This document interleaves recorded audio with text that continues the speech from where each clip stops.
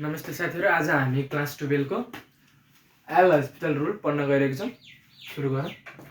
L hospital rule को हामीले के गर्नु पर्यो? यो फर्मुला छ, यो पनि प्रुफ गर्नुपर्ने छ। यो फर्मुला प्रुफ गर्नु पर्यो, यसको मान निकाल्नु पर्यो, यसको नि मान निकाल्नु पर्यो, यसको मान निकाल्नु पर्यो, यसको नि मान निकाल्नु पर्यो। कति आउँछ हेरौँ है त। फर्स्ट नम्बरको सल्भ गरौँ है त। फर्स्ट नम्बरमा x tends to 0 limit x tends to 0 sin x by x। अब हामीले चाहिँ जहिले पनि डेरिभेटिभ गर्नुपर्छ। एकचोटी चाहिँ डेरिभेटिभ गर्नु पर्यो। एकचोटी डेरिभेटिभ गरेर हेरौँ यो के को फर्ममा छ, 0/0 फर्ममा छ। यो के को फर्ममा भयो, 0/0 को फर्ममा भयो। अब यसलाई 0/0 फर्ममा यो इन्डिटर्मिनेट फर्म भयो। 0/0 फर्मबाट हटाउनु पर्यो। के गर्नु पर्यो? अब 0/0 फर्म कसरी हट्छ? डेरिभेटिभ गरेपछि हाम्रो के हुन्छ, 0/0 फर्म हट्छ। ल अब डेरिभेटिभ गरौँ त। साइन को डेरिभेटिभ के भयो? साइन को derivative cos x। x tends to 0 limit sine को डेरिभेटिभ cos x अपन x को डेरिभेटिभ के हुन्छ? 1 हुन्छ। x को डेरिभेटिभ 1 भएपछि तल 1 राख्छौँ। अब x को ठाउँमा के राख्दियौँ? 0 राख्दियौँ। cos x भने 0, cos 0 अपन 1। cos 0 अपन 1 भने के भयो? cos 0 को भ्यालु कति हो? cos 0 भने 1 भयो। 1/1 भने के भयो? हाम्रो एन्सर चाहिँ के भयो? 1 भयो। Our answer is 1। 1 एन्सर आयो।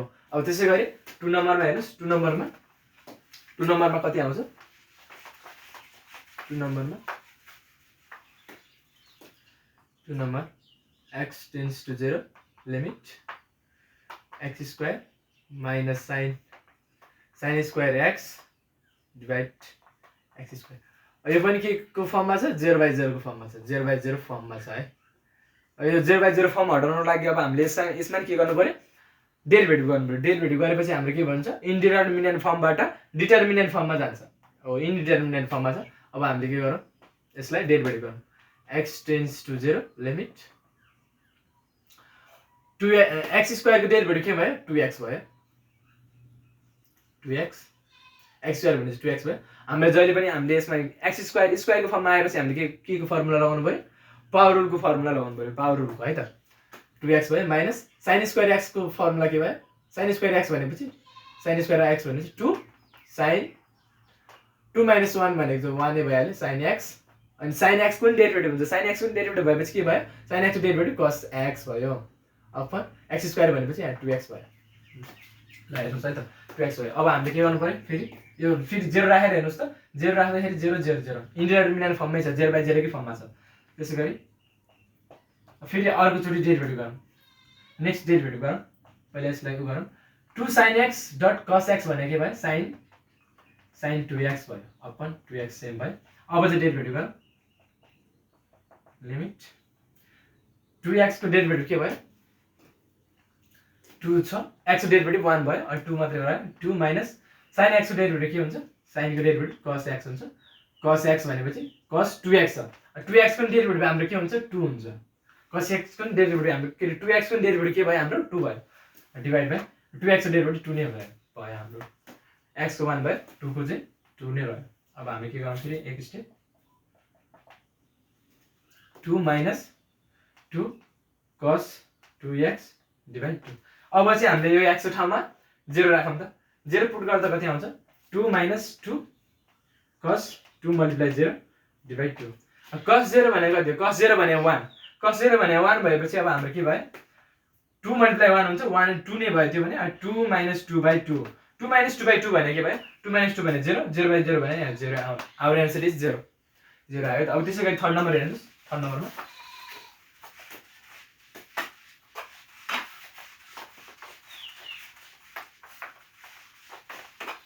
थर्ड नम्बरमा हाम्रो के छ? थर्ड नम्बरमा limit x tends to 0 x minus sin x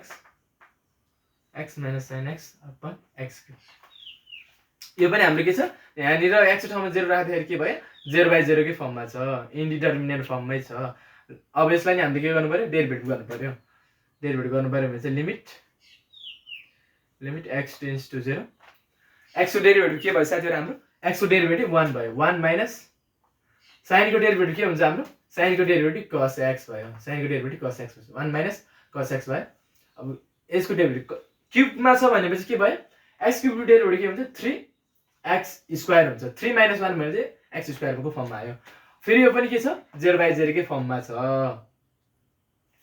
अब फेरि अर्को एक स्टेप गरौँ 0 लिमिट 1 को डेरिभेटिभ हाम्रो के भयो 0 भयो कन्स्ट्यान्टको डेरिभेटिभ हाम्रो के हुन्छ 0 हुन्छ 0 भयो अब cos x को डेरिभेटिभ के हुन्छ हाम्रो cos x को डेरिभेटिभ हाम्रो माइनस sin x हुन्छ cos x को डेरिभेटिभ के भयो माइनस sin x हुन्छ माइनस sin x हुन्छ cos x को डेरिभेटिभ माइनस sin x भयो अब यसको डेरिभेटिभ के भयो 3x भनेपछि 3 × 2 अनि x मात्रै भयो 3 × 2 अनि x भयो x टेन्ड्स टु 0 लिमिट यो भनेको भयो sin x भयो sin x डिभाइड बाइ यो कति 6x भयो अब फेरि के गरौँ यो अझै के छ हाम्रो 0/0 कै फर्ममा छ sin x को डेरिभेटिभ हाम्रो के हुन्छ cos x हुन्छ cos x डिभाइड के भयो 6x को डेरिभेटिभ हाम्रो 6 मात्रै रह्यो अब 0 राखी हेर्नुस् त 0 राखेर हेर्दाखेरि कति आयो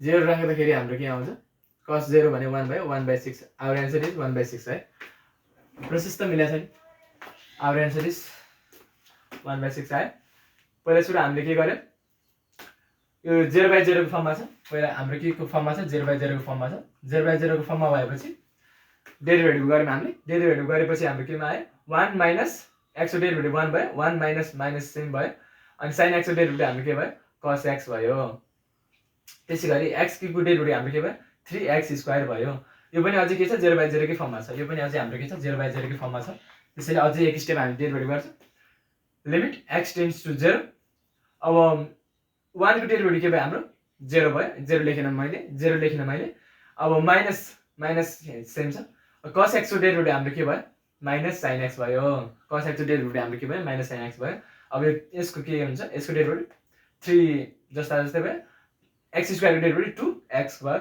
2 - 1 हुन्छ 2 - 1 भने 1 नै भयो त्यो लेखिरहनु पर्दैन अब फेरि यो के भयो sin x भयो यो सेम सारेको अब फेरि यो 0/0 कै फर्ममा छ अब एक स्टेप हामी फेरि यसलाई डेरिभेटिभ गर्दाखेरि के भयो sin को के हुन्छ cos x हुन्छ 6x को डेरिभेटिभ के भयो 6 भयो त्यसैगरी हाम्रो के आयो 1/6 आवर आन्सर अब अर्को 4 र 5 मा एउटा गरिहालौँ इम्पोर्टेन्ट छ 4 नम्बरमा x tends to 0 limit e को power x minus x minus 1 divide by x² यो पनि के छ हाम्रो 0/0 कै फर्ममा छ यो पनि हाम्रो 0/0 कै फर्ममा छ यो पनि हाम्रो के को फर्ममा छ 0/0 फर्म छ इन्डिटर्मिनेन्ट फर्ममै छ हेर्नुस् इन्डिटर्मिनेन्ट फर्ममै छ अब के गर्नु पर्यो x tends to 0 limit derivative गर्दैन e को पावर x को डेरिभेटिभ के हुन्छ हाम्रो जहिले पनि के हुन्छ e को पावर x नै हुन्छ माइनसै भयो x को डेरिभेटिभ के भयो 1 भयो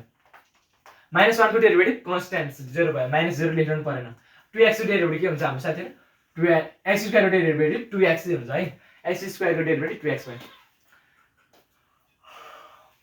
अझै एक स्टेप डेरिभेटिभ गरेर हेरौँ अझै 0/0 कै फर्ममा छ x tends to 0 limit e को पावर x को डेरिभेटिभ हाम्रो के हुन्छ जहिले पनि सेमै भयो e को पावर x भयो -1 को डेरिभेटिभ के भयो 0 भयो कन्स्ट्यान्ट को डेरिभेटिभ 0 भयो 2 भयो 2x को डेरिभेटिभ 2 भयो अब चाहिँ 0 राखेर हेर्नुस् अब 0 राखेर हेर्दाखेरि e को पावर 0 डिभाइड बाइ 2 हुन्छ e को पावर 0 भनेको कति भयो 1 भयो 1/2 आवर आन्सर इज 1/2 1/2 आउने रहेछ यसको आन्सर बुझ्नुभयो होला अब त्यसैगरी 5th नम्बरमा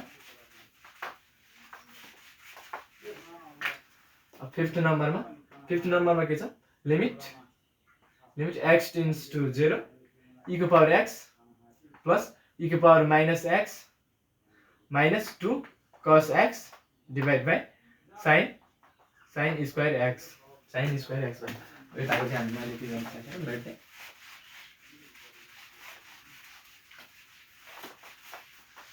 लेन्थ यहाँनिर हेर्नुस् है के भयो लिमिट x टेन्ड्स टु 0 यो पनि के छ हाम्रो साथीहरु 0/0 कै फर्ममा छ यो पनि के छ 0/0 कै फर्ममा भएपछि अब के गर्नु पर्यो डेरिभेटिभ गर्नु पर्यो e को पावर x को डेरिभेटिभ के भयो हाम्रो सेम भयो e को पावर x भयो अब प्लस चाहिँ लेखौँ प्लस e को पावर -x को डेरिभेटिभ के हुन्छ e को पावर -x हुन्छ e को पावर -x हुन्छ फेरि यो -x को डेरिभेटिभ गर्नुपर्छ -x को डेरिभेटिभ के हुन्छ x भने 1 भयो -1 आउँछ ल -1 आउँछ है मल्टिप्लाई मा यो भनेको त सिधै यस्तो गर्दिन हुन्छ हाम्रो के गर्दिनु पर्यो यो गल्ती मल्टिप्लाई गर्दाखेरि माइनस हुन्छ माइनस प्लस के भयो माइनसै हुन्छ त्यही भएर माइनस गर्दिँदा हुन्छ माइनस भयो अब माइनस छ सेम माइनस राखौँ 2 भइहाल्यो